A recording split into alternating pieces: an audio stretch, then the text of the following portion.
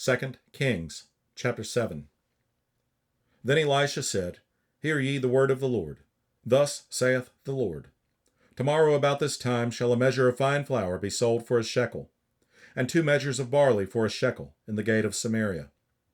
Then a Lord on whose hand the king leaned answered the man of God and said, Behold, if the Lord would make windows in heaven, might this thing be? And he said, Behold, thou shalt see it with thine eyes, but shalt not eat thereof. And there were 4 leprous men at the entering in of the gate, and they said one to another, Why sit we here until we die? If we say, We will enter into the city, then the famine is in the city, and we shall die there. And if we sit still here, we die also. Now therefore, come and let us fall into the host of the Syrians. If they save us alive, we shall live, and if they kill us, we shall but die. And they rose up in the twilight to go into the camp of the Syrians. And when they were come to the uttermost part of the camp of Syria, behold, there was no man there. For the Lord had made the host of the Syrians to hear a noise of chariots, and a noise of horses, even the noise of a great host. And they said one to another, Lo, the king of Israel hath hired against us the kings of the Hittites, and the kings of the Egyptians to come upon us. Wherefore they arose and fled in the twilight, and left their tents, and their horses, and their asses, even the camp as it was, and fled for their life. And when these lepers came to the uttermost part of the camp, they went into one tent, and did eat and drink, and carried thence silver, and gold, and raiment, and went and hid it, and came again, and entered into another tent, and carried thence also, and went and hid it. Then they said one to another, We do not well, this day is a day of good tidings, and we hold our peace. If we tarry till the morning light, some mischief will come upon us. Now therefore come, that we may go and tell the king's household.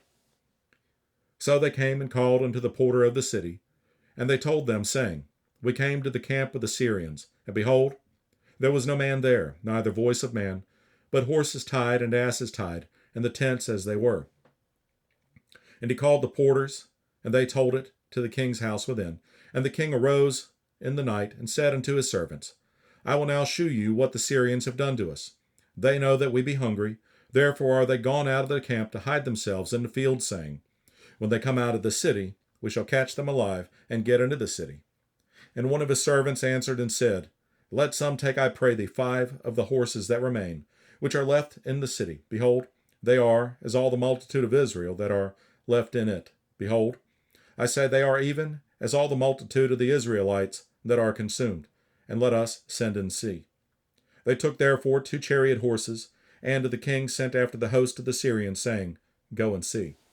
And they went after them unto Jordan, and lo, all the way was full of garments and vessels, which the Syrians had cast away in their haste. And the messengers returned and told the king. And the people went out and spoiled the tents of the Syrians. So a measure of fine flour was sold for a shekel, and 2 measures of barley for a shekel, according to the word of the Lord. And the king appointed the Lord on whose hand he leaned to have the charge of the gate, and the people trode upon him in the gate, and he died, as the man of God had said, who spake when the king came down to him. And it came to pass, as the man of God had spoken to the king, saying, 2 measures of barley for a shekel, and a measure of fine flour for a shekel, shall be tomorrow about this time in the gate of Samaria. And that Lord answered the man of God and said, Now behold, if the Lord should make windows in heaven, might such a thing be? And he said, Behold, thou shalt see it with thine eyes, but shalt not eat thereof. And so it fell out unto him, for the people trode upon him in the gate, and he died.